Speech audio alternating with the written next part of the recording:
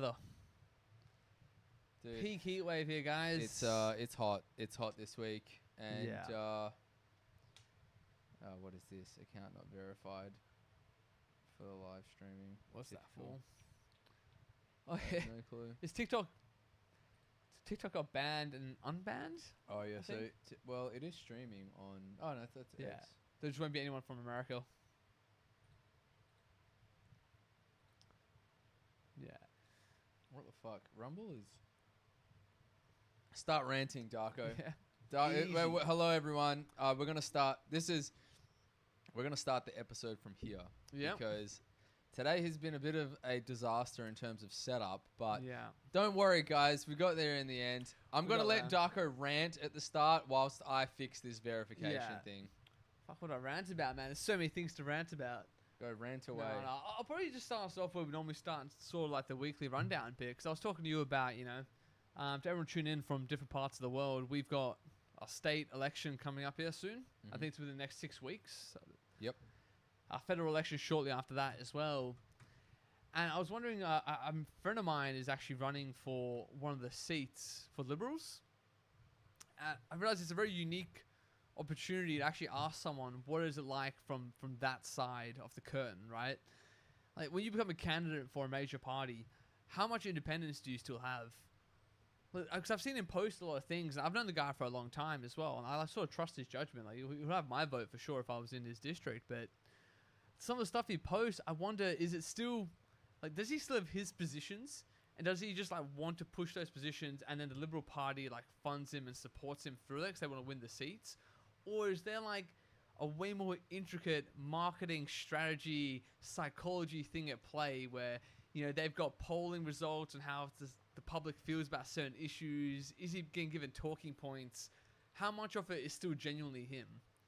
And in a broader sense, how much of all the politics that we have in any like democratic country, how much of the politician you see is actually a real freaking person, and how much of it is just like socially engineered? Like the look, the clothes, do they have glasses? Do they not have glasses? How's the hair styled? All of this, is it like that level of planning going into it, or is it genuinely a person? I don't think there's much what's the word? Genuineness. Is that word genuineness? Yeah. I don't think there's a great deal of genuine interaction with politicians in the. I don't know. Here's Except the thing. for Trump, How many politicians have you actually spoke to? I spoke to a couple because I used to do quite a bit of like volunteering and canvassing and stuff like that. I've met like Anne Alley, for example. I've met her. I've met a few other people in the Greens as well. Back when I was a diehard lefty. Yeah, I know, hard to believe everyone listens to this channel now, but that's who I used to be. But yeah, they are normal people. But when it comes to like media appearances or video clips or any promotional material, that's when I think it just doesn't seem like a real person anymore. Right? And I told you before that we talked about this a few episodes ago, but there was a guy who went on Trigonometry, that channel I really enjoy watching. I know you're not too sold on them just yet. No, the Russian guy? No, I like Trigonometry. Yeah. Trigonometry is the two guys, Yeah, right? yeah, I actually like those guys. But he was like a not a makeup artist, but he was like a clothing designer. But basically what happens is he dresses politicians for events, and he can break down what clothing they gave Biden and what clothing they gave Trump when they had that debate. He could tell that they were setting Biden up for failure through the clothes that they picked for him. From the size and knotting off the tie, they showed incompetency by using the most simplest tie possible and leaving it on a slight edge. From the colors that they gave him, from the size of the suit, all the things that they did was make him look like he was standing there as part of a wake. In a wake where they put the body on display, they dressed him in certain mannerisms that they do for that. So they were trying to bring out an aged candidate, and they tried to make him look dead and incompetent. So he could tell that the Democratic Party was sabotaging him based on how they dressed him. And it got me thinking, like, if that's how much thought is being put into all these sort of things, like, how much of it's real? How much of it's a real person picking what they wear and just going out? Like, how much of it, everything is, like, intricately designed to trigger something from us as the audience? I think it's all of it. Yeah, I don't... These days, I don't know if anything that we consume isn't curated specifically to hit a particular niche. Yeah. I think it's all curated to attack a certain demographic of people. And there's not necessarily anything wrong with that, because I think that not everyone is going to be able to reach everyone, because each individual person has their own sort of beliefs. Like Goggins obviously hits a certain demographic of people. Elon Musk hits a certain demographic. Trigonometry, they do the same thing. What I think you need to be careful with is what you consume. So all of this stuff is getting pushed out there, and to some extent, everyone is indoctrinated by something. Every day you're around something, you're being indoctrinated by something. The question is whether you know what you're being indoctrinated by, and if it's something that you want to adopt as your everyday persona. It's a wild thing for me as well that I've noticed in our like internet content age. I think that's what we are, because we had like an internet age for a while, but now we have a content age where it's not even about like consuming, it's about creating. Everyone is a creator now. You're in your hands, you post, like everything you do, you're generating content. What we all seem to crave is authenticity. We want someone who's giving us the real self, their real opinions. But you're also in the days of data, big data. You can see what gets a response. You can see what gets views. You can see what thumbnail, what title, what first 3 seconds of a clip. Like we can see with the clips that we do. We could crunch that out and refine it and like compress it to its most purest form, what will generate us views. And then we could do that. But that would stop being us. And then you become a prisoner to what's giving you views. You don't audience capture. You don't genuinely give your real thoughts, because you're catering to something that let's say it gives us revenue, but to some extent it's going to come back to get you, because you're going to feel soulless. And that's where things go down a dark path, because sure, you're making money, blah, blah, blah, but you're catering to such a niche because you know that gives you views, that you can't be a genuine person anymore. It's crazy. And have you heard, I was going to talk to you about this off stream, but I just remembered it now. Have you heard of the Brett Cooper scandal stuff at Daily Wire? Have you ever seen the comment section with Brett Cooper? I don't know. She's like a young conservative girl, like honestly has about 4.5 million followers in a very short period of time. She was absolutely blowing up in like the content generation space. And she had a channel where she basically went through like what you'd call is like the internet dialogue on a topic. She would break that down, like how people felt about certain topics. So she had a YouTube channel called The Comment Section. It was sponsored by the Daily Wire. They like bought out a set. She was an employee of theirs, basically. Daily Wire has now become like a freaking CNN-esque type of thing. Like they pay talent who make content for them. But basically people liked her. They liked the show, liked everything. So in the background, there was some contract disputes happening between her and Daily Wire. Like we don't know the details of them yet. There's NDA signed left, right, and center. But all of a sudden people noticed that like her best friend and her producer started filling in for her in a few sections. And man, this girl's name's like Conrad, but it's the weirdest thing to see that she has the same mannerisms as Brett. She talks the same, she accentuates the same, the format was the same. It was eerie how like carbon copy it was. So basically the whole thing blows up. Brett gets fired or leaves. She's no longer running the show. Her best friend now runs her show. And then the leaks start coming out. And people find out that Daily Wire trained this girl, gave her acting classes to learn how to adopt Brett's mannerisms, talking style, facial expressions. They tried to train this new model of her to try and take over and keep the audience. And it did not work at all, man. It did not work. She went from getting about 2 million views per clip to 15,000. Bleeding subscribers left, right, and center.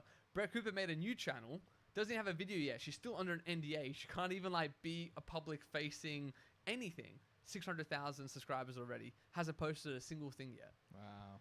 And the other comment section, 4.5 million, it's down to 4 mil. It's just dropping every day. So everyone wants the authenticity. They wanted Brett Cooper. But Daily Wire thought if they just like recreate everything again, the audience will stay, and it didn't. And it just really opened my eyes to what it is that we're doing here. And you said before, like, should we like, get more personality in how we dress, how we appear, and all these things? But that's not what will keep people around. They stick around for you and who you are. If you're going to get any audience at all, that is what you're going to get it for, and that's what they'll stay for. I think that there's some truth to that. I think that there is, like, we have our own little personalities, I guess. You and I like the singlet for me, I love because it's so comfortable. It's something there. But I also really love dressing in suits and stuff. It's just way too hot to do it in this weather. Very hot. But I think there's if you think about this, right, look at Andrew Tate. He always has jeans on and a black shirt, generally. Or if he goes on a show where he's dressing nicer, he always has that, like, blazer that's really tight on the arms, and he'll wear the glasses or something. Yeah. Like, there's certain outfits that you just know he's going to be wearing most of the time. You're associated with him. Yeah, and I think that happens in everything. There's Lex Friedman. You already Always know what a suit. Always a suit. Always He's a always suit. got Has a to black be. tie, black Yeah. suit. So that's something that you associate with Lex Friedman. So if you're constantly changing outfits, that's fine. It gives you personality and stuff. If you look at Andrew Schultz's podcast, they're always in different stuff. I just think, like Street Fighter, the way that they design the characters for the Street Fighter characters, I've seen this picture where they break them down into colors. So it's just a line of colors, and they just do the line of the color as the outfit would be, and you can pick out which character's That's which. so cool. Yeah, and it's like, to some extent, they've trained you so well to associate the colors with a particular character that it just has to be a line and a color, and you can pick out the character that it is. But it's one of the, what I mean by the bringing up the Brett Cooper stuff is that even when it comes to Lex Friedman, you could carbon copy a man, put him in a black suit with a black tie, have him talk about the exact same stuff Lex Friedman talks about, and it will bomb. Well, yeah. It will bomb. There's some weirder parasocial relationship that happens when you generate an audience that it's so hard to define. Like, if it was easy to define, Daily Wire wouldn't be bleeding money right now in this comment section fiasco. I think the part that you're missing, though, is that everyone has started with Brett Cooper, and then the part where they disassociate is that it's Brett Cooper's personality pasted onto someone else. Yeah. Whereas, had it always been her friend and the reversal role, it would be the exact same situation. Yes, exactly, yeah. Because it's that authenticity and that parasocial connection to a person that gets you a following, that gets you fans. So, but we all focus so much on, I mean, you talked about it as well, like the appearance, all these like minor sort of aesthetic things, but the connection is actually the thing that's valuable. The connection between you and your audience. Well, I think that they have been connected to a particular person's face. So you can't take a different person with the same personality and expect people that have made a bond with this person over how many videos, how many years, to be able to go, oh, it's Brett Cooper, just different palette. Yeah. It just doesn't work like that. They are tied to Brett Cooper now. They're not tied to the persona. Yeah, and the fakeness of having this person come in, get acting classes, to talk like her, sound like her, and make the same. Dude, it's not even just like speech, and it's the mannerisms, the facial expressions. It's bizarre to see people put side by sides on. It's insane how much they've trained this new girl to like sound and look and talk like Brett, and it just hasn't worked at all. Yeah, and if you think about the extent that they've gone to try and keep this channel alive, think about how much more they curate every other thing that they do. Everything that you watch, every bit of media that you consume, that's happening all the time. It's so bloody manipulative, isn't it? It's freaking crazy. Yeah. Yeah, but I just wanted to touch on that one because that's what we're talking about off stream. But should we get into some of the topics that we have? We can. So I guess it's gonna be a brief one today because it's absolutely boiling out. It's absolutely here, cooking in here, and I guess we can start with your one here if you want to. Yeah. Okay. This is the one that I think is gonna be quite controversial. If you're gonna be the mouse here. Yeah. Take that. Right. I want to talk about, because it's pretty hot right now, DEI. Everyone saw about how Trump has basically signed countless executive orders. He's basically banned it in federal institutions. He's banned private companies from having DEI if they want to receive federal grant funding, which is crazy. And the newspaper I was reading today, WA Labor and State Labor is really worried that the anti-DEI sentiment is going to bleed over into Australia. They're like, oh, it's going to be terrible. We apparently still pay tax dollars to a DEI office. We have DEI offices in our state and federal. We blow a lot of tax dollars pushing that sort of stuff. But one of the things that even Bill Maher, like a far lefty Bill Maher as well, talked about is the California wildfires. Do you know much about that? I do know a bit. They've been reignited now as well, so it's still happening. It's quite... The fires have started up again. Started up again. Really? Yeah, I saw a news article about it. I heard it was I heard that someone committed arson, and Yeah, that's how it started. There's quite a lot of arson involved as well, but some of the ones that they contained, a gust of wind came through and restarted quite a few of the fires. Which they tried to say that was all about climate change. Yeah. But it was literally someone that started it via arson. Yeah. And this has been happening for years. Yeah. This has been happening for years, and they always blame it on climate change. It's so strange to me that they do that. Exactly. But the one thing I want to talk about, right? Basically, the stat. Oh, is this stats? This is the one that's pulled off from the thing, isn't it? This is the one that we have. Sorry, what's this about? Just look at the. Yeah, here it is. Sorry, here. Oh, do you want that? Down here. Yeah, there it is. Perfect. Okay, so I'll just run you through a few data points here to know what happened. This is shoes on the ground, by the way. Shoes on the ground here. We're starting shoes on the ground. Is that what it is? We already went to shoes of the ground. Hey, I think we went past shoes of the ground, didn't we? What's shoes? This was a recap of the week. No. Oh, this Weekly is rundown. So shoes. Yeah. Shoes on the ground is what's shoes on the Oh ground? no, we have shoes on the ground. Oh, it's a local Perth topic. So you skipped Okay, that. Your weekly rundown was supposed to be the fires. Yeah, but I put the rest of my information about the fires further down. That's what threw me off. What segment is that? That is Is this philosophical. Darko's deep dive? Yes. Oh, we're doing Darko's deep dive. All right. Yes, it's throwing me back here. Darko's deep dive. I just wanted some data, and my data was here, so I couldn't use the data up top. I see. Okay. So it's still the same thing. I just will give you a quick rundown here, right? All right, go for it. Give us the deep dive. There's a lot of information right now about the DI. You know, like the mayor was a diversity hire who's like a LGBT, and you know she has her website, her profile bio says she's committed to DI, awareness, diversity, and like 3-4 sentences down, she has protecting the community. So she talks about diversity 3 times before mentioning anything about protecting the community. But that's like a separate thing. Fair enough. You can be mad about that all you want. That's pretty like zoned into what's currently happening.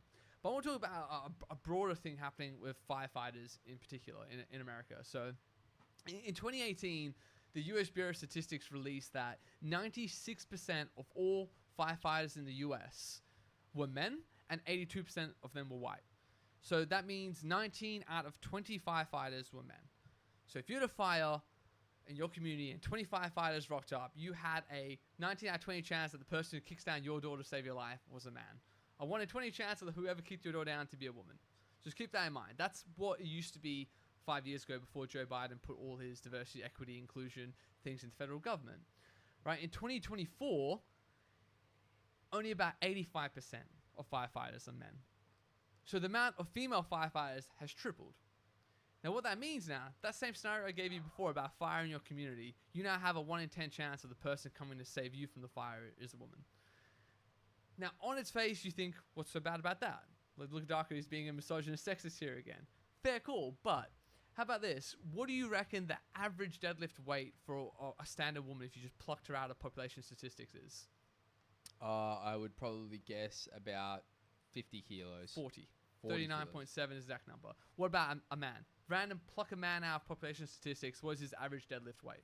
I would probably liken the guess to 80 to 90 kilos. 75. So you're pretty spot on that. So that means the average male firefighter can comfortably lift and move the average weighted human person. The average female firefighter is going to leave you to die in that house. Not capable of doing it. Just not able to move you at 75 kilos. Not able to lift you up. So your chance of dying in a fire went from 1 in 20 in 2018 to 1 in 10 now. You're twice as likely. And you got to see it that way, because that's literally what it is. And we all want to sit here and go, no, we should be more diverse, inclusion's good. But what happens when your house is on fire? Like, someone's going to get the woman kicking down the door. Numbers are numbers, man. If 1 in 10 firefighters are female, someone's going to have a woman come in to save their life. Fuck, you're just a misogynistic pig. You should die for DEI. Die for DEI, brother. I'm telling you. Yeah, DEI is die. Yeah. Yeah. Dude, but that's literally the problem with this as well. Like, that is genuinely the numbers. That is, I'm giving you Bureau of Statistics data. This isn't me. This is literally the numbers. And in that interview with that female chief, the one I told you about in California, there's a video that they released, a promo when she got hired. And man, it's a glowing, it only goes like 2-3 minutes. You can find it online. They ask her, she responds to one of the questions. Someone says, oh, what happens if my husband's a knocked out, passed out in a fire, and you can't carry him out. And she goes, oh, if your husband's in that situation, he got himself there. She blamed the victim. Yeah. She blamed the victim. Victim blaming is okay if it comes from a female. But honestly, even if you are the most feminist person possible, like, you would not want a woman come in to try and drag you out of a fire. You wouldn't want that. In a moment of panic, flames licking the walls, you feel the heat, your skin's starting to boil. Who do you want kicking down that door? Dude, I have to fight back on this. If it was Miss Trunchbull from Matilda, the one that works as the head principal, if she broke into the house, bro, I'd be fucking safe. She is a monster, bro. Yeah. She was huge. If she came in, I think I'd be fine. She could deadlift me, bro. Right, I'm only a short. I'm Yeah. a short king, baby. But that's that's one of those things where, like, population statistics. I'm not saying that there's no women who are stronger than men. Not what I'm saying. I'm not saying that the top 1% of female firefighters are still better than the majority of male firefighters. I'm not even saying that. You might have 1% of the best female firefighters are very fucking good firefighters. But I'm saying on average. I think On average, I that's think not the what you're case. trying to say here is that you shouldn't be hired based on DEI. You should be hired on who is the best for the job. Yes. Can you pick up and move and carry an average human who's passed out from smoke inhalation? If you cannot, you have no fucking business being a firefighter. I know I use my one swear there, and I will use it there. Because you have no business. You have no business. What if your position in that job means someone's family member dies? What then? What happens then? What about the person who hired you, who probably had another candidate who was male, who went, I can't hire that male, we need to get 50%. And in 5 years, to go from 4% firefighters are female to about 12% now, that is insanity, man. Yeah, I'm all for it. insanity. I'm all for it. It's just I don't think you should be hiring based on gender at all, and you shouldn't be lowering the standards to get into something as well. If this has always been the standard, you have to meet the standard. Yeah. This is not a gender standard. This is a standard in general. It has to be that. Yeah, and the only alternative argument I've been able to find from the left of this, literally the only alternative argument is that you have to see it to be it, is what they say. So the reason why they think, because even the left will agree, that if you're trying to hire for DEI, you're going to get less qualified candidates. They agree with that. But what they say is that is worth it because the next generation will be able to see itself in those positions, and you'll promote the actual improvement of the next generation of that race, gender, or color. That's their whole argument. Yeah, right now, if you hire 50-50, you're going to get shit candidates. But this generation of children, they'll be able to see their faces as this or that, and then that'll promote the actual growth naturally to occur. I don't think that's true on something like this. I get it. I get the principle there. But what I'm saying is, one, do these people even want to do it, or because it's easier to get into the job now, it's something that they see that's available to them? If it's easy to get the job, absolutely, why wouldn't you do it? Everyone wants to get paid, right?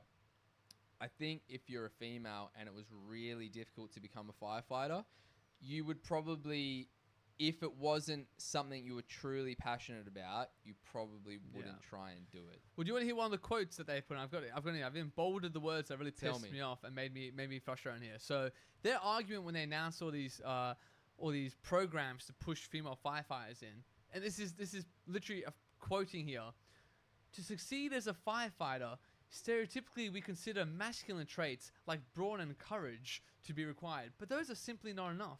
They also need to be intellectual, social, and emotional. No, you fucking don't. If you have to run into a burning building to save someone's life, your emotional skills don't mean jack. They don't mean jack. I'm sorry, they don't. You might be able to be nice in a conversation with someone, but for the people running into the burning building, brawn and courage are the most important thing. I could not think of a different job that needs brawn and courage. But they're shitting all over brawn and courage. They're saying, nah, it's not good enough. That's why we need more women. Yeah, I mean, if you apply this to the army, let's say, this is also diabolical. Yeah. I can literally, I'm not going to discuss that here because I just want to be really brief on this, but the army is even worse. Like, they lowered fitness standards for women to get into military positions as well. The amount of push-ups, speed on distance runs, all the things were lowered for female applicants. That's right. I found the data on that. I was like, that's not right. But that one's a bit, if I bring that one up, I'll definitely be hit with a misogyny label here. To be fair, I don't want to see women go to war at all anyways. Yeah. I just don't like the idea of that. Feels like a failed nation for me if you have your women going to die for you and you're a man sitting at home comfortable and safe and a woman's literally getting shot at to protect your freedom. For me, like, I don't know. I know it's chauvinistic as hell, but what a weak nation if that's what it comes to, right? Well, it's because I feel like women, they are so precious and so valuable that I would not want to... Who's the real misogynist now, motherfucker? I don't know if that's misogyny, is it? Women are too precious to be soldiers. They are. It's like that's not precious as in the yeah, I know. Yeah. I guess someone's gonna take that out of context. Yeah. He's like, women are so precious. No, like fucking male feminist over here. I know, seriously. No, like, because women are more valuable than men. That's just the inherent nature. Yeah. Women are more valuable than men. You can send 100 men out to war. One of them comes back. They're still females. You can restart the population. You send 100 women out to war, and one of them comes back, and there's 100 men. Dude, it's just not going to work. It's over. Gone. It's finished, bro. Your genetic line of your civilization is gone. It's over. But the other one as well. This is the other quote as well that comes from the same article, right? When they say that, when evaluating fitness and competence, firefighters tend to default to a reductive set of traits such as physical strength, and these traits, right, only serve to maintain the white man's dominance in the fire service. This was the quote from the current fire chief, saying that if you prioritize physical strength, all you're doing is maintaining the white man's dominance in the fire service. So how do you think they went about hiring after that for the last 5 years if they think that prioritizing physical strength is white man's dominance? Yeah, that's crazy. I don't even know what's that got to do with being white. I don't even know. Bro, these people are sick in the head. They only see things from these lenses, and they start making the most irrational and illogical decisions that lead to whole towns burning down. Okay, yeah, maybe they couldn't do anything if you had a proper male firefighting service. Maybe those towns still would burn down. But I guarantee you that you'd have less passengers in the action of putting out the fires. Hoses, dragging those hoses are heavy as fuck as well. I don't know what the average weight of those are, but let's see what's the average male firefighter's strength tolerance to female? What's the exhaustion tolerance? What's the O2 max? VO2 max? What is the, how much smoke can they inhale before they pass out? All those things, if you just look at it, you go, oh, okay, yeah, men should probably be the firefighters. Yeah, like, dude, I don't care if it's man or female as long as they held to the same standard. That's more equality to me. But people would say if you do that, you won't have as many women in there, and then that's a problem. Well, I don't think that is a problem because it's about saving lives. It's not about ticking a box. Yeah, I agree. The box that you want to tick is, did I save the person's life? Yeah. Not, was there enough females on the job? That's just, I don't know. It's just a warped thing, and I think people have sort of fed up with this as well. Actually, I think it's starting to. I think completely flip on its even head. in the newspaper today, I saw that they say that they did a poll, and even in Australia, they say around 10% of the population wants nothing to do with DEI. Like nothing. Well, only 10%, which is still like, god damn. Like, how's 90% in support?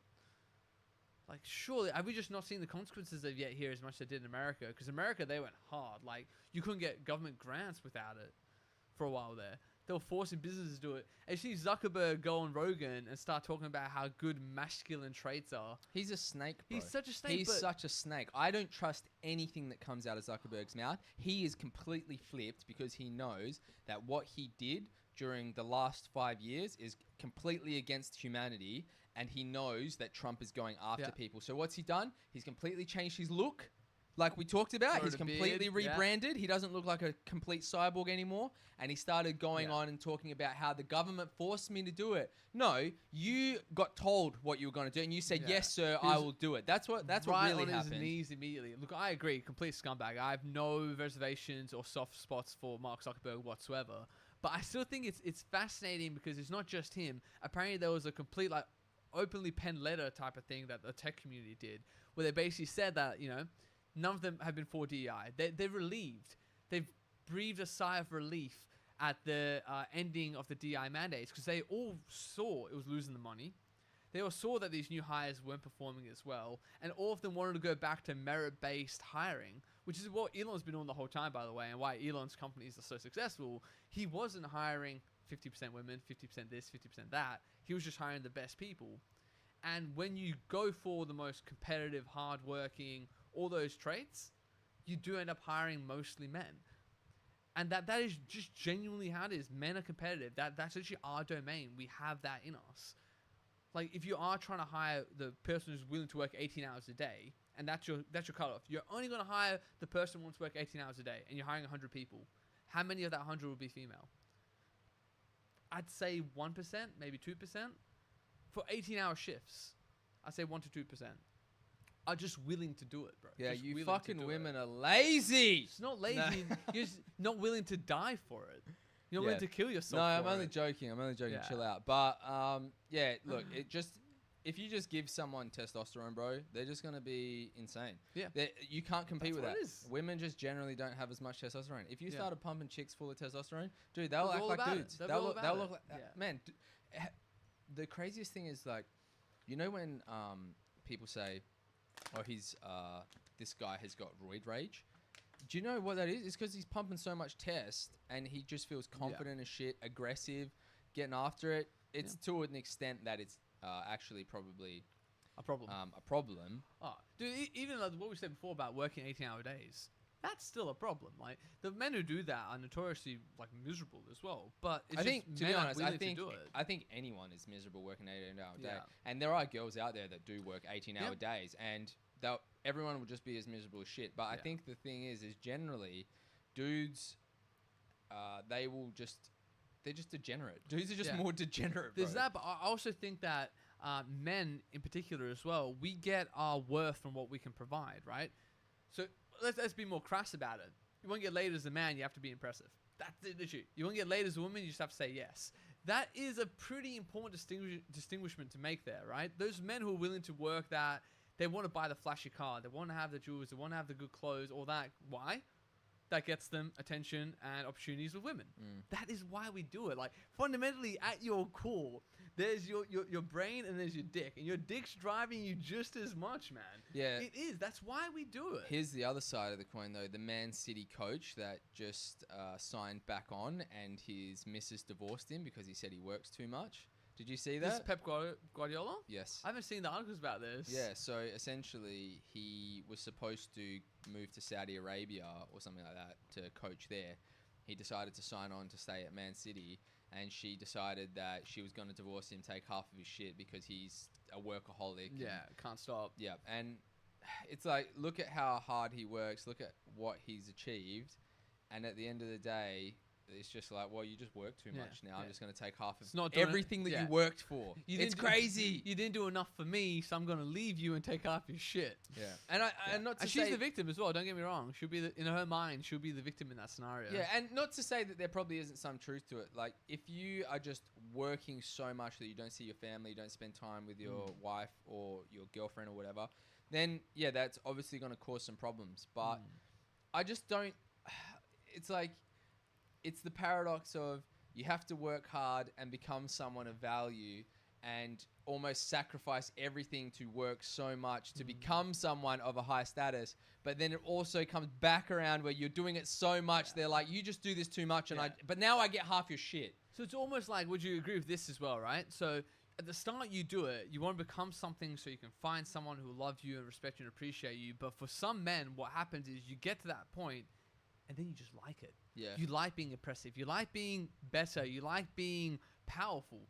And some men will get hooked to that and you can't stop. That's when it's like, it doesn't matter for Pep Guardiola that he's a fucking multi-millionaire with a family, a loving wife, loving children. No, what matters to him is the next Premier League trophy, the next title, the next this, and his legacy. And then your legacy is what drives you. The problem is when it's your legacy and only yours, you sacrifice the people around you for something that only you take pride in. And that's where you start fucking up your relationship with other people, I think. Yeah, but the thing is that we're only here for one spin, Darko, and you know, if you want to be great, for the moon, brother. If you want to be great, that's what it takes, man. It does, yeah. And isn't those quotes? I can't remember who it was. Was it Kobe? I think Kobe did it. Said the quote as well. Is like, you know, everyone could be great, but no one's willing to sacrifice what it takes to be great. And it's genuinely everything. Like, it's everything. It's all your time. You need to be thinking about it all the time. You're working about it all the time. I don't know if that life's better. It's a hard one, isn't it? Well, I don't know, like, if you look at it from his perspective, right, he's in his prime right now. He's doing good work. and he is being forced to have to put a pause to that because of his relationship with his wife.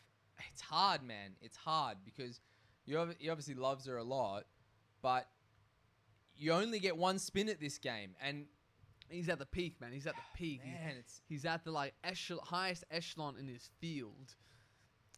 Not to mention It's crazy. she gets anything she wants. She's got houses in Spain, blah, blah, blah. She's getting half of that now anyways. But I don't know. She wants to find someone who's going to like treat her as the prize, not the next title. Which not the she'll probably legacy. hate. Yeah. She'll probably end up hating it. She'll think he's this soft shit motherfucker who she doesn't really like. So yeah, you really touched on it. It's such a paradox because it's exactly bang on. Like, and I feel that too myself. What it took for me to become successful as like, I'm not saying I'm that successful, but like as successful as I am right now in my life, the things that it took to get there, to get all the things I have.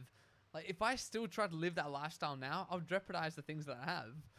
Because it took a lot of discipline. It took a lot of saying no to things. It took a lot of solitude and almost like a self-resentment that drove the improvement. But now, to be happy and balanced, I can't have those things. I can't have the same self-resentment. Because I need to be, like, I want to be also be grateful for what I have. And finding that balance between, like, you know, resenting your situation enough to change it and being grateful and appreciative of what you have not to lose it is such a hard line that I've never seen anyone properly tell me how to walk. Yeah, it's interesting because pain is such a good motivator. Massive. That's why people, after they break up with someone, they get in shape. Because the pain motivates you. It's the best motivator ever. But comfort is the opposite. Comfort is the killer. It's the killer of gains, man. But also, if you don't appreciate what you have and you keep wanting more, you're gonna lose what you have. You can spiral into it. But you lose what you have because the people around you don't feel appreciated. They feel like they're not enough to make you happy, and it's trying to explain to them like, no, you are. It's just that I want more out of the rest of this.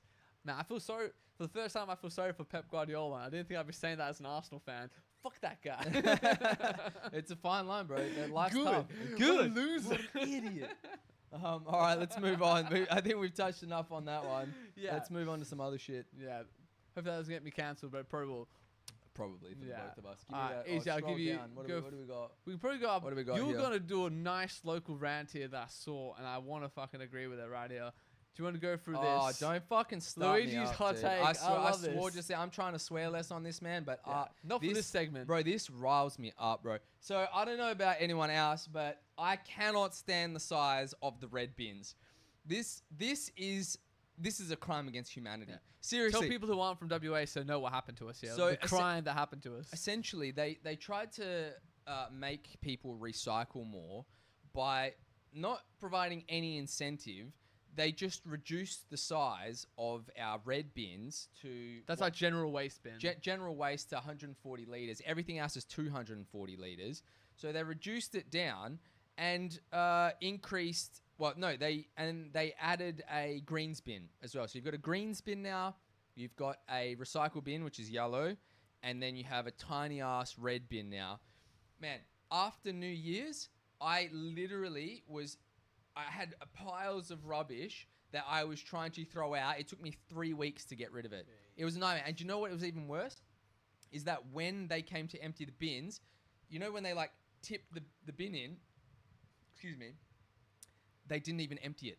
So because there was so much stuff jammed in there for me to try and get rid of, when they tipped the bin in, it didn't shake hard enough. And all the stuff got left in there. So I kept doing half bins every week. I was losing my mind, Jesus man. Christ. I was like, just keep them the same size.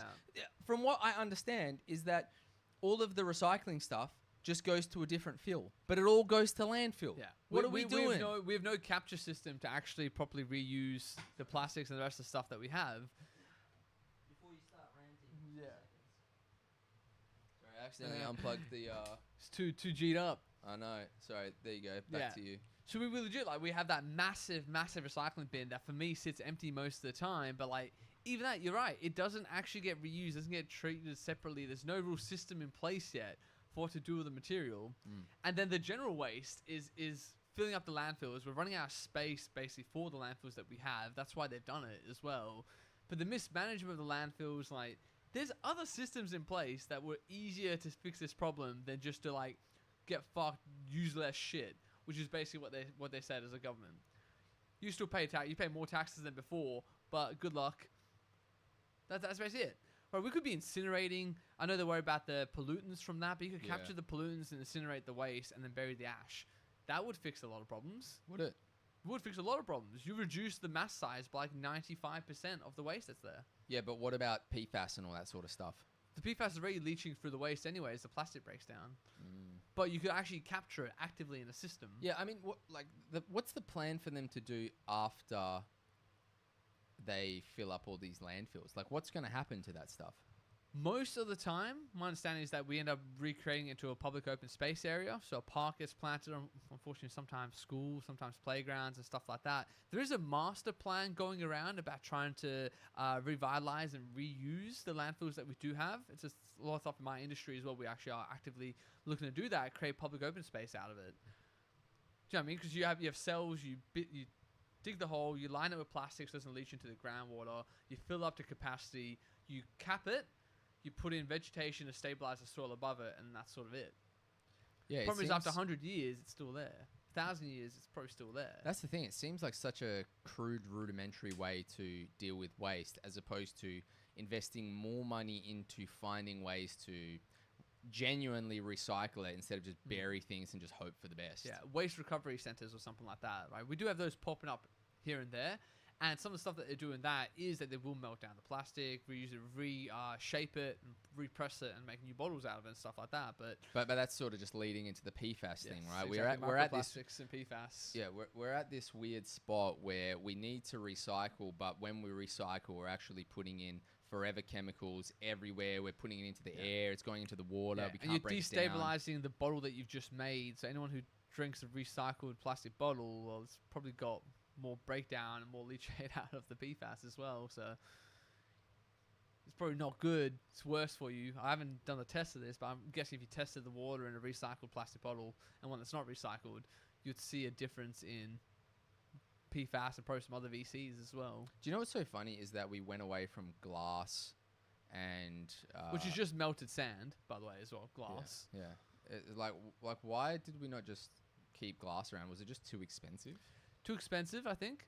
The main thing as well, and brakes and all the rest of that. But yeah, I think. But I'm sure you probably got more usage out of empty jars and. Well, aluminium's great. Aluminium's that can you have that? That's fantastic. That's very easy reusable again. You just literally press it down, flatten it, roll it out as a sheet, and go again. No problems. Aluminium's great. Plastic, I suspect. I've talked to you about this before as well. When Coles and Woolies did those little toys. That came out just after we stopped single-use plastic bags. Yeah. The plastic manufacturers are so powerful, so powerful, so influential that they only let the government have that token win if they could push their toy thing right afterwards. And hundreds of thousands of those toys end up in landfills, which used more plastic, which actually generated more plastic manufacturing. Because a plastic bag uses, 2 grams of plastic? Each of those toys uses 50, 60 grams. Yeah. No one talks about that. We burnt more plastic after stopping single-use plastic than we would if we just didn't do those toys. Yeah, no one ever raises this as an issue, but you're the only one that I know that's ever thought that they forced us to go to paper bags and then started using it to push little toys for kids. Yeah. But no one speaks about that. Yeah. No one. And the plastic manufacturers are so powerful that they made Coles and Woolworths pay for that. Right, those costs of those toys got worked into the price of your groceries. It got back onto you through that way. So the plastic manufacturers lost nothing. They lose a cent.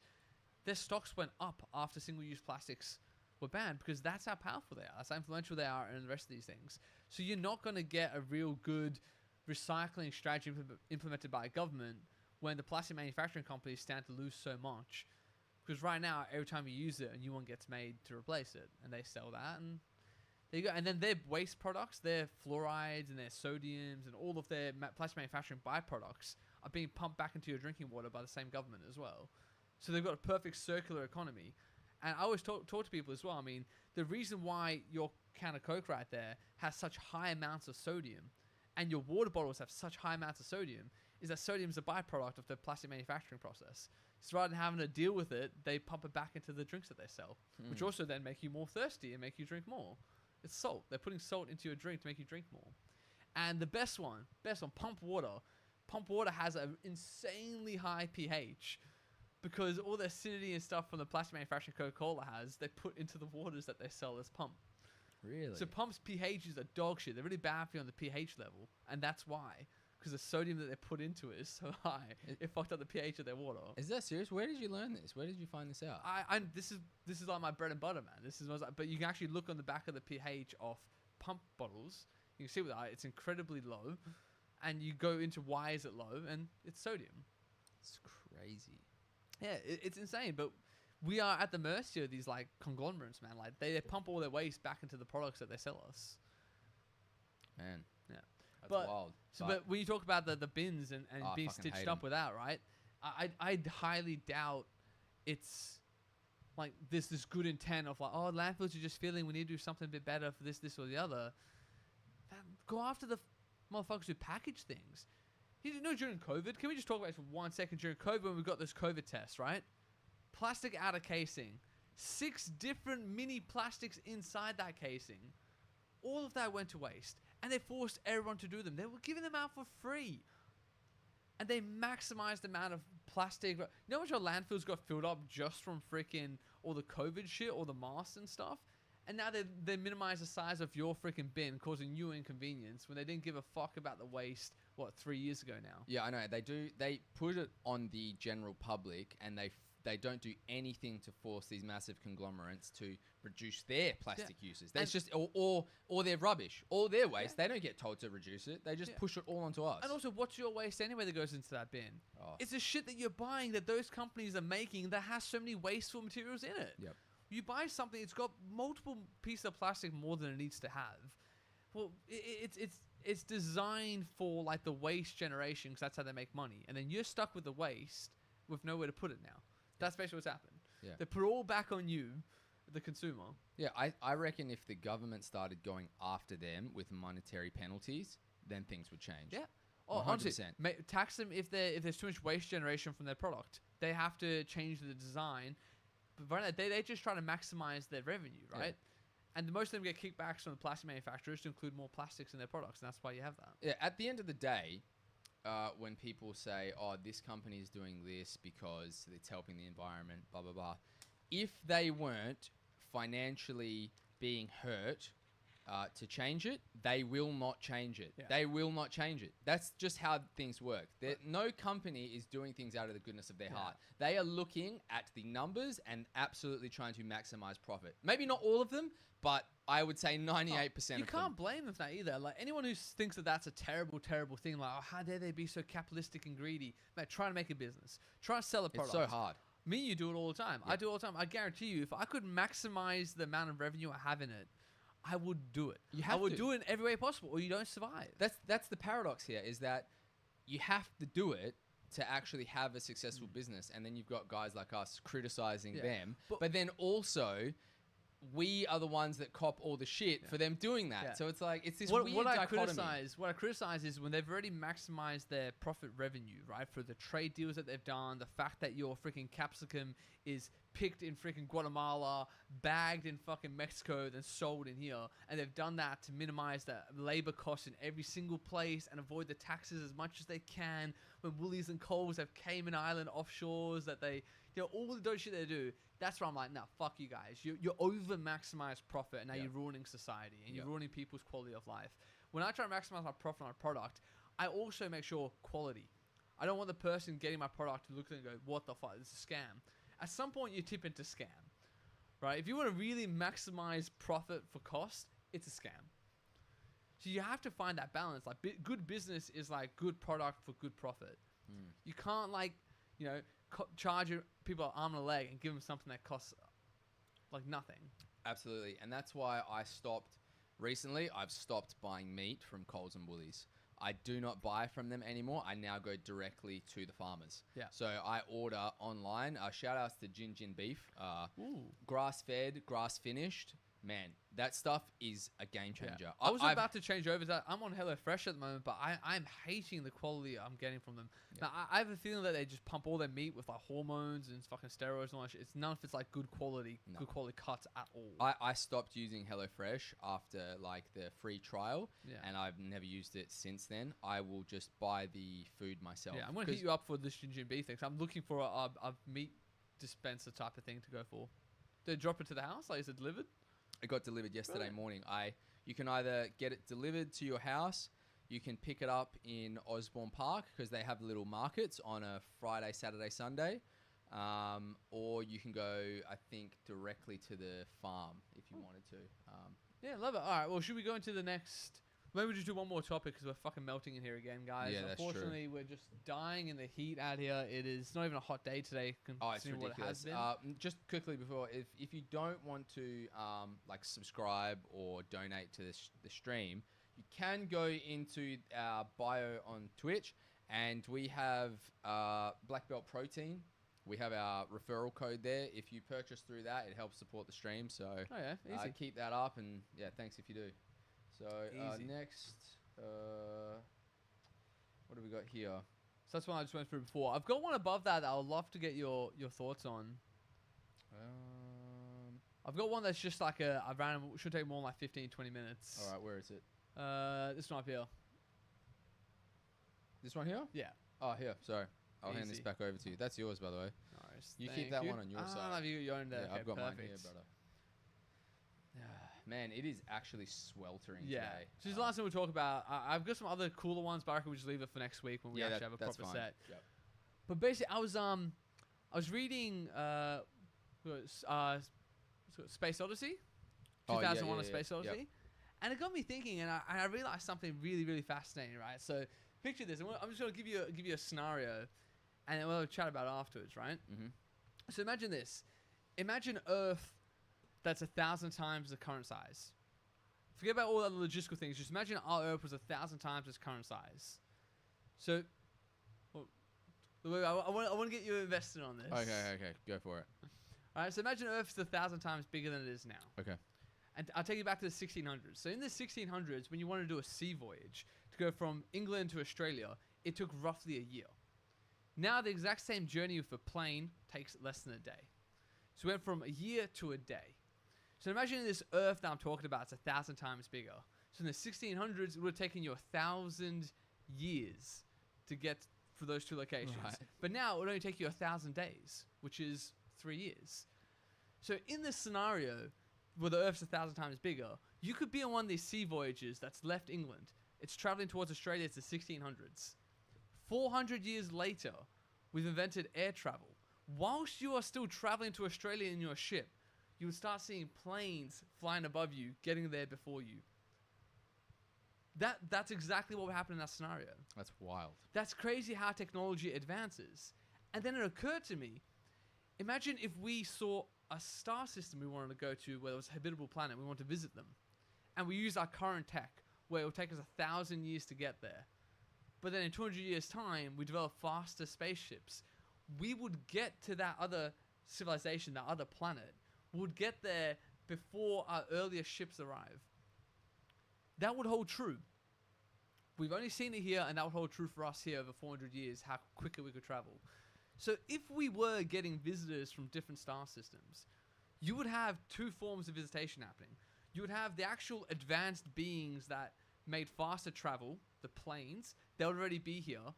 And as they're here, you'd have these older, defunct probes of theirs coming all the time that they sent at different periods that took longer to get here.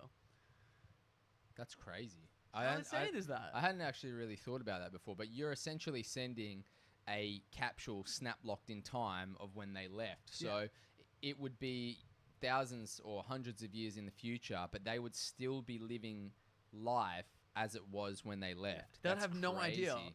And they'll be getting overtaken by their own people generations later who just made better technology. And how insane would that be? And that's what space travel is going to be, by the way. We will eventually send some sort of ship that has people in cryogenic sleep, like frozen or in some way in a coma, whatever we end up doing. We'll send them somewhere. It will take 80 years, 100 years, whatever it takes. But But then we'll develop faster tech in that time. There's no reason why we wouldn't. And we'll overtake them there.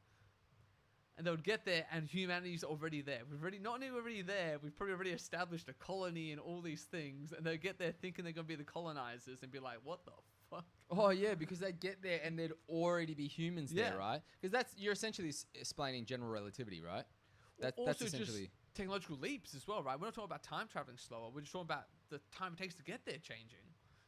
From sea voyage to plane, like we didn't change physics. We just changed our tech. Right? We just got there faster. We traveled faster. So you travel, let's say you're traveling at 1% the speed of light in this colony that's frozen or sleeping. And then we make something that travels 20% the speed of light. It would overtake them, get there decades before them, establish community, establish houses, roads, everything. And those people would get there thinking they're coming to an empty planet. And humans would already be there. Yes, but if you've already come to this conclusion, when these people set off, they would probably be made aware of this. And then when the next generation of tech decided to leave, they would probably stop off on the way and pick them up. I would suggest that that's what would happen. You'd hope so, but sometimes if it's space travel, it might be hard to find them again, especially if they're just a small ship traveling through the vastness of space. I think they'd have Light some years sort of away from beacon. Earth. They'd have some sort Yeah. of beacon or something Unless like that. unless they just had one tracker that that's possible to stop by and pick them up. But that'd be such a cool idea, and it occurred to me in that in this scenario, if we apply this to us here, that let's say 10,000 years ago, an alien civilization saw our first humanoid creatures walking around, talking, communicating, and they wanted to come visit us. They would have sent exactly this. The most advanced contact we would have with them would have came about 9,000 years ago. The contact we're getting now, they've already saw us, met us, they don't give a fuck about us anymore. We're just getting their old tech coming in now. Their old autonomous tech, that's probably their drones, that probably doesn't even have any actual, it's their version of our Mars rover that's coming now. Because that took 10,000 years to get here, but they themselves got here 9,000 years ago when their technology improved. This sounds like the perfect horror movie setup where this scenario happens and then on the way to the spot they find the old ship and then they get on board and something diabolical has gone down. That is like the perfect That'd be horror movie. cool. I wonder if anyone's actually done that I've yet. seen some movies that are kind of like that. There's one that's kind of like that. I can't remember what it's called now, but it's Did you ever basically play similar Dead concept. Space? Like Dead Space, I the didn't game? play it, but I know the game. Oh my goodness, man. Yeah. Dead Space is actually frightening because it all takes place on a spaceship. Yeah. And that I can't remember if they'd lost contact with it or they accidentally stumble upon it. And when the engineer that you play as gets on the ship, it's all just like dark and you have to turn the power on. And I can't remember if it's a virus or some like symbiote has latched onto someone and started to turn everyone into these like monsters with blades and they're like deformed humans. And you go through this ship in each section and it's all dark and lit and all you have is your like pistol and like a flashlight. Is there something that hunts you that you can't actually kill? There is something like that, yeah. I I've haven't seen got some that videos far. about it. Now that you've prompted me, I'm probably going to play that game because Yeah. I've never actually played it through to the end. But I remember feeling genuinely scared, like the first time I ever played the first Resident Evil. That's the kind of vibe it gives me. Jeez, I remember that when I was a kid as well. The first Resident Evil, that fear that you get. Oh man. But I thought it's just such a fascinating idea that I don't mean you talk about this all the time, but if we just accept there is other alien intelligent life and they have visited us at some point, at any point you pick, you can tell me any point you want, 10,000 years ago, 20,000 years ago, 30,000, any time you want to pick, I guarantee you that same civilization still has defunct probes heading towards us. They're probably arriving all the time. Well, I guess that's based on How we do it. That's based on the perception that they had something that couldn't just instantly travel already. But even if they had something like that, before they invented that, they would have had something that was closer to the ship plane scenario I gave you. They would have had something that was rocket propelling. Maybe not. Maybe they have something that we just don't have in our Yeah. solar system that allows them to warp drive immediately. Because you're assuming that a alien technology just started before us and that's why they've got to where they are. Where it may be that we've started at exactly the same time. They just have access to something that element 115 that we don't have, that they just always did. But I still reckon there would be a primitive version of whatever they made that was slower. I think that's a safe assumption. The first thing, the prototype that they made would have been slower. Maybe their slower is Still really fast. hyperspeed. Yeah. But then their fastest is instant. So you could still be like that, but you'd still get Earth being rained down by defunct probes of theirs. Or like autonomous controlled ones. Like, think of it this I way, don't right? know. We're sending stuff now. All I can say is like what we've done, and I'm extrapolating from what we as humanity have done. We have things that we've sent out now that are still traveling very slowly. We have the Voyager that we sent out. It's still left our solar system. It's still traveling. Right, we could now do a light sail. They think theoretically we could do it. That goes, I think, what, 5% speed of light? That could overtake the Voyager pretty quickly in like, what, 50 years or whatever it is. And wherever the Voyager's traveling, it would get there way, way before it does. So if we have something like that, and let's say we had any reason to suspect there's a certain planet that has life on it, it's 8 light years, wherever it is, we wouldn't just send one thing once. We'd send something now and we'll go, oh great, we'll get there in 200 years. Awesome. Future generations will get to see what's there. Oh wait, we've got one that's a bit faster. Oh, we'll get there in 100 years? Okay, send that one as well. Oh, we get there in 10 years? Okay, send that too. We get there in 1 year? Send that as well. And at that planet, they'll just have human shit coming like cascading. The later stuff that gets there is the worst shit we sent. It's the first shit we sent. And then they'll be like, that's how we do it. Well, yeah, but what I'm saying is that if it's on the way there and you can catch up to it, you probably just pick it up. Probably not. Not if it's like completely defunct. You have to travel through and somehow find a way to. It's more complex to pick something up in a spaceship. It's already flying there. You go, fuck it, we'll get there when it gets there. Who cares? We don't need that anymore. Well, it depends on the spaceship and the technology at the time. I mean, you might just have something that can just zoom it in and it just goes into the docking spot and we go, look at this piece of old tech that we just found. It's a relic. You put it in a museum. Yeah. Yeah. But if it's really big distances, then maybe like they forgot what they sent. It's like 4 generations ago. Maybe they go, forget about that thing. Maybe. That's also very possible. Maybe they just forget that they sent it. And the reason that I talk about this as well, there's NASA's talking about investing a lot of money looking for, they call it space trash basically. So the idea is that there's 2 ways we'll find out that alien life exists. 1, we find them. We find their active gear. 2, we find their waste. We find their trash. We've sent trash out. Like something will find Voyager, maybe. Probably not. The universe is pretty big. But if something found Voyager, it would know intelligent life exists somewhere else. If you find one of the broken rockets that we have where a piece of the rocket just kept flying in one direction, if you find that as an alien species, you would know, hey, life exists elsewhere. So we're going to start looking ourselves at certain places to try and find anything, just trash, rubbish, anything they've left behind. And it's possible that we can. They think Oumuamua may have been something like that. Yeah, they do think that, but I don't know. It's exciting. Stop being such a wet blanket. Jeez. I know. I like the idea of it. Yeah.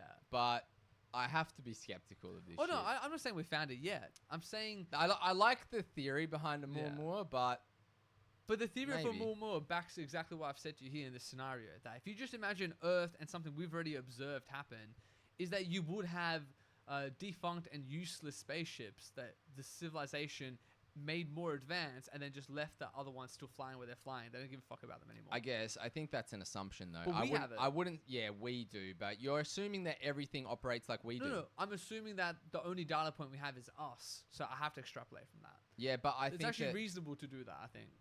It's reasonable, but it doesn't mean that it's true. It's more reasonable to think they would be like us than that they wouldn't be. Because the only data point we have is us.